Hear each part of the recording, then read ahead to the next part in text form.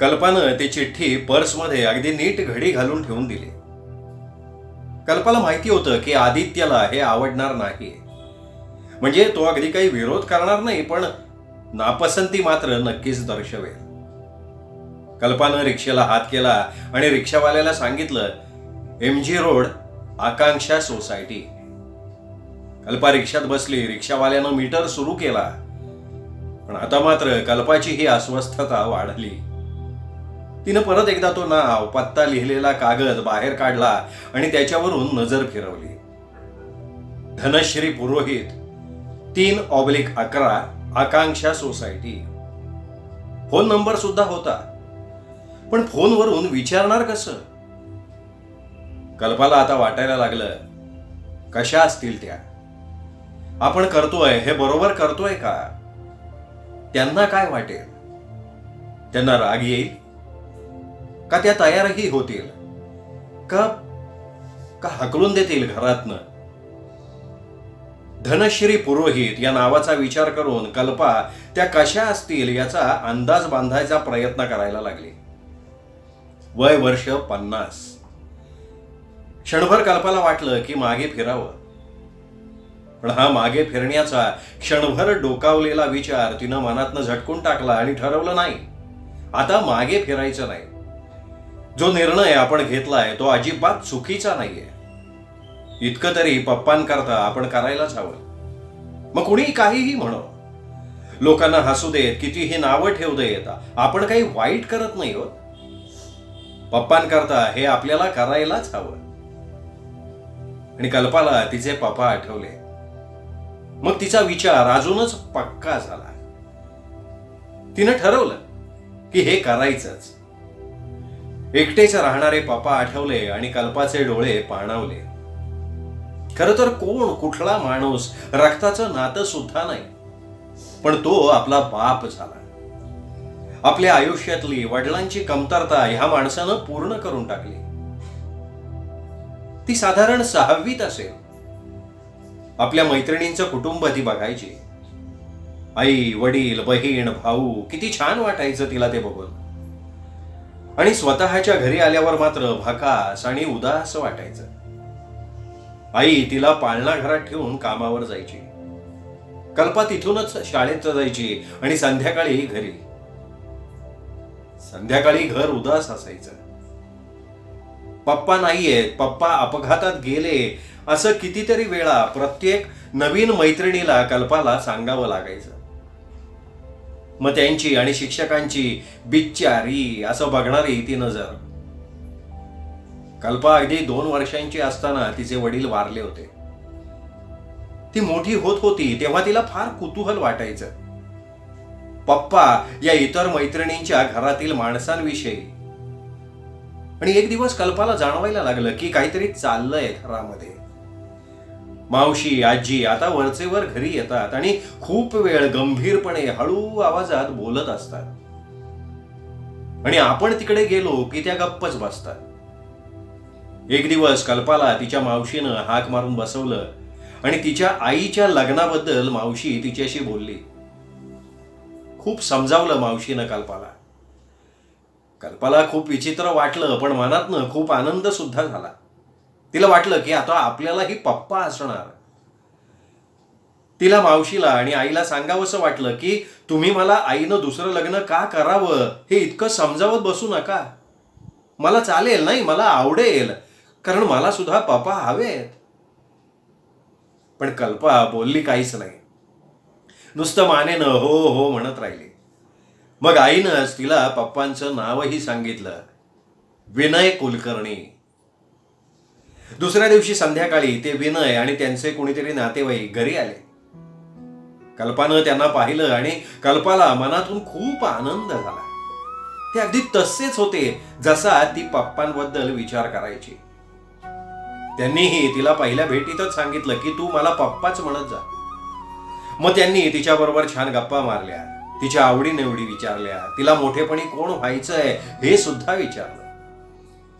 ते गेल्यानंतर कल्पानं आईला मिठी मारली आणि म्हणाली, आई मला आवडले पप्पा.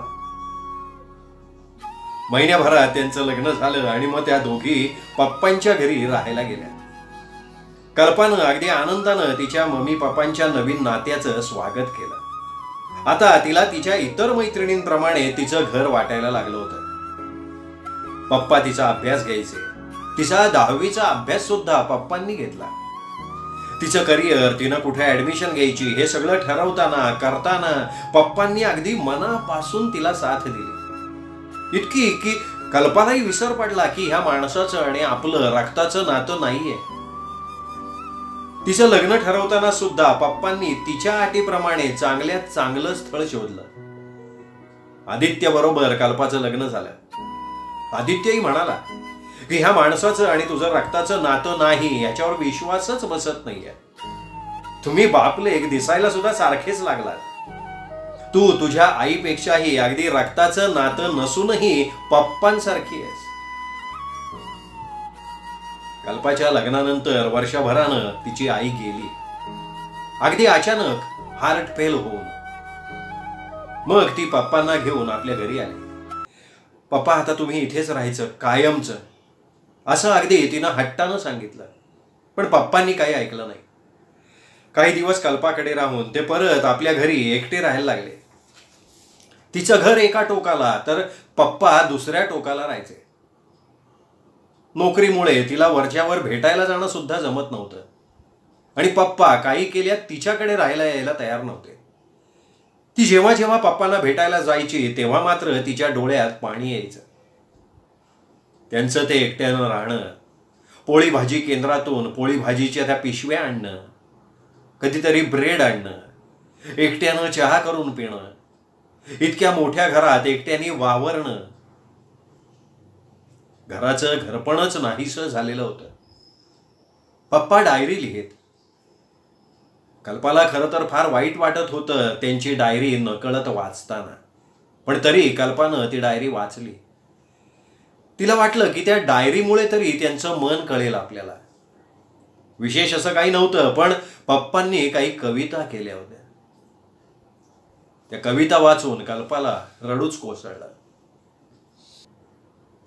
उलगडली जेव्हा मी पाने, उलगडली जेव्हा मी पाने तुझ्या माझ्या आठवणींची, तेव्हा तू दिलेलं ते गुलाबाचं फूल कोमेजून गेलं होतं. त्याचं ते कोमेजून जाणं सृष्टीच्या नियमांनुसार होतं, पण तुझं मला असं सोडून जाणं तुझ्या वचनांनुसार नव्हतं. कल्पानं दुसरी कविता वाचली आणि दुसरी कविता वाचून तर तिला वाटायला लागलं की नाही, आता पप्पांना एकटं सोडायचं नाही.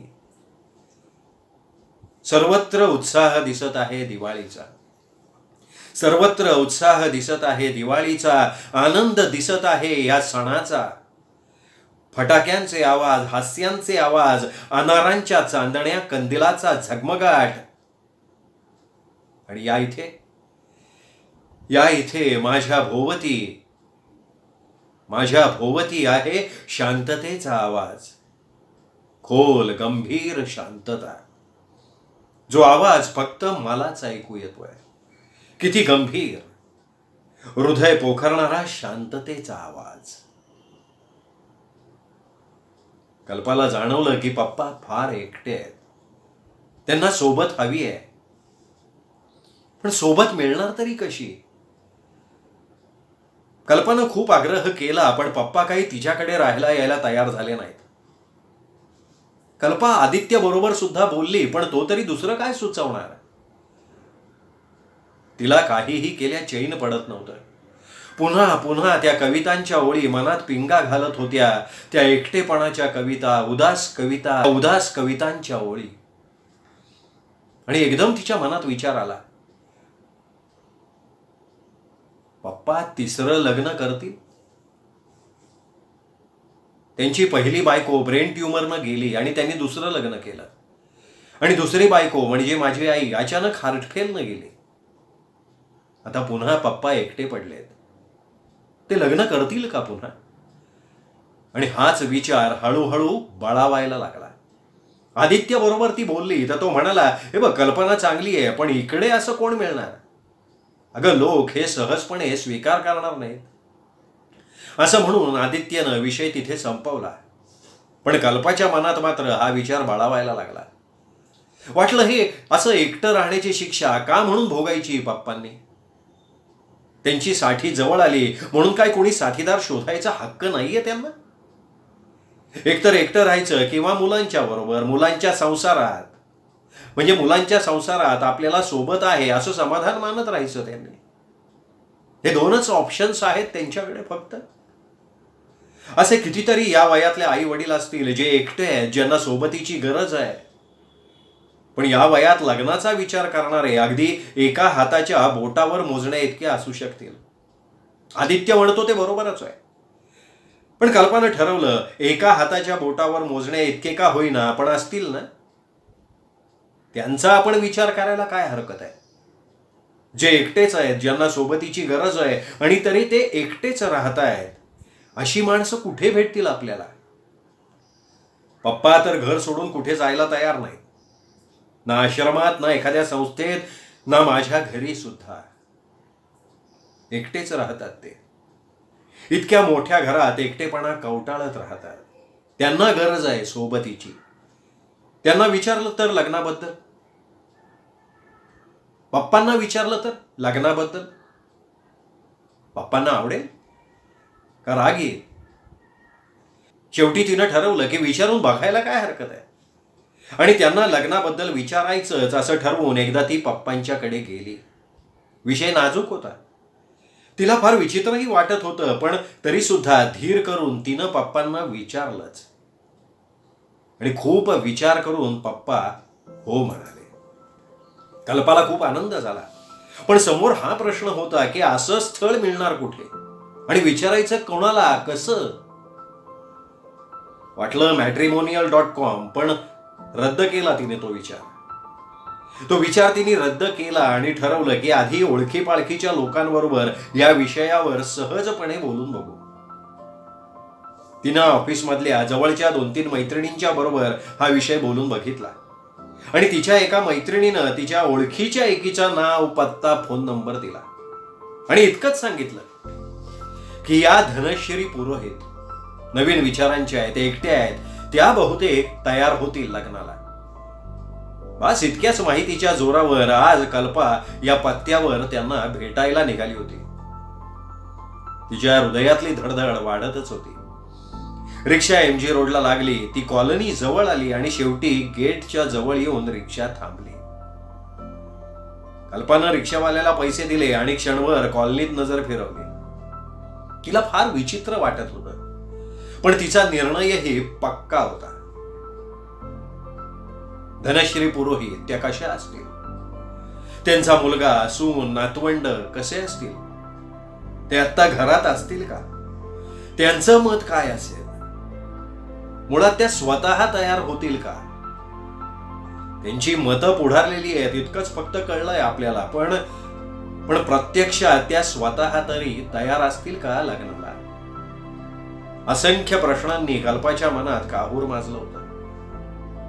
ती सोसायटीत गेली, दरवाजाची बेल वाजवली. काय सांगावं, सुरुवात कशी करावी, कुठून करावी, मनात सगळाच गोंधळ होता. बेल वाजवल्यानंतर खूप वेळानं दार उघडलं गेलं. समोर त्याच उभ्या होत्या. गोऱ्याशा, बारीकशा, डोळ्यांना चष्मा, साधारण 5 फुटांच्या थोडी वर उंची. त्यांच्या चेहऱ्यावर प्रश्नचिन्ह. कल्पानं बोलायला सुरुवात केली. मी कल्पा जोशी, आपण धनश्री पुरोहित ना. मला थोडं महत्वाचं बोलायचं आहे. मी आत येऊ. अहो या ना, या बसा. त्या दरवाज्यातून बाजूला झाल्या. कल्पा आत गेली. घर नीट नेटकं होतं आणि बहुतेक घरात कोणीच नव्हतं. मुलगा आणि सून कदाचित कामावर गेलेली असावीत आणि नातवंड शाळेत वगैरे गेलेली असावीत. कल्पानं अंदाज केला. टीव्ही बंद करून त्याही कल्पाच्या समोरच्या खुर्चीत बसल्या. बोल बोल, काय काम काढलंस बेटा. मी ना एका महत्वाच्या कामासाठी आली आहे तुमच्याकडे. माझे पप्पा एकटेच असतात घरी. आता पुढे काय आणि कसं सांगायचं हेच कल्पाला कळेना. जिच्याकडून त्यांचा पत्ता मिळाला होता तिचं नाव तिनं सांगितलं आणि म्हणाली की तिने सांगितलं तुम्ही एकट्याच असता. शेवटी कल्पानं ठरवलं की इकडचं तिकडचं बोलत न बसता स्पष्ट विचारून टाकायचं. तुम्ही या वयात एक सोबत हवी म्हणून लग्न करायला तयार आहात का? माझे वडील आई गेल्यापासून घरात एकटेच आहेत. त्यांनाही गरज आहे कोणाच्या तरी सोबतीची. त्यांच्या चेहऱ्यावर राग वगैरे दिसत नाही हे बघून कल्पाला हायसं वाटलं. थोडा वेळ ते काही बोलल्या नाहीत. मग त्यांनी बोलायला सुरुवात केली. मी सुद्धा सहमत आहे या विचारांच्या बरोबर, पण आपल्या समाजात हे कोणी मान्य करत नाही सहजासहजी. बाहेरचे लोक कशाला, माझा मुलगा सून हे काय म्हणतील हा सुद्धा विचार येतोच ना मनात. यावर कल्पा लगेच म्हणाली, अहो ते घेतील समजून, मी बोलीन त्यांच्याशी. आणि खरं सांगायचं ना तर तुम्ही या समाजापेक्षा स्वतःचा विचार जास्त करावा असं मला वाटतं. समाजाचा विचार केला तर समाज काही एका रात्रीत बदलणार नाहीये. तुम्हाला सोबत हवी असेल तर तुम्ही खरंच समाज काय म्हणेल ना याचा विचार नका करू. तुम्हाला हे असं मनापासून पटत असेल ना तर मी खरंच तुमच्या मुलाबरोबर सुनेबरोबर बोलीन. माझ्या पप्पांची आणि तुमची भेट घडवून आणीन आणि भेटल्यानंतर तुम्ही दोघं निर्णय घ्या. कल्पानं पप्पांबद्दल सगळी माहिती सांगितली, त्यांच्याबद्दल विचारलं. मग त्याही जराशा मोकळ्या झाल्या, गप्पा झाल्या. त्यांच्या बोलण्यावरून त्या तयार होतील असं वाटायला लागलं. मी 2 दिवसांनी फोन करू तुम्हाला. मग त्या म्हणाल्या, हे बघ मी भेटीन तुझ्या पप्पांना. भेटल्यानंतर आम्ही निर्णय घेऊ शकू. तू वेळ ठिकाण याबाबत ठरव आणि मला सांग, मी भेटेन तेव्हा त्यांना. त्यांचं बोलणं ऐकून तिलाही बरं वाटलं बरं झालं आताच निर्णय कळाला, नाहीतर 2 दिवस मनात धाकधूक राहिली असती. कल्पा त्यांच्या घरून निघाली. ती 2 दिवसात नक्की वेळ आणि ठिकाण सांगते असं सांगूनच. बाहेर पडल्यावर कल्पाचं मन हलकं झालं होतं. तिला खात्री होती की धनश्री पुरोहित आणि पप्पांची वेवलेंथ नक्की जुळेल. आणि अजून एक विचार तिच्या मनात डोकावला की नाहीच जुळली त्यांची मतं, आपण आता नाही थांबायचं. पप्पांकरता दुसरी सोबत नक्की शोधायची. सुरुवात तर झालेलीच आहे.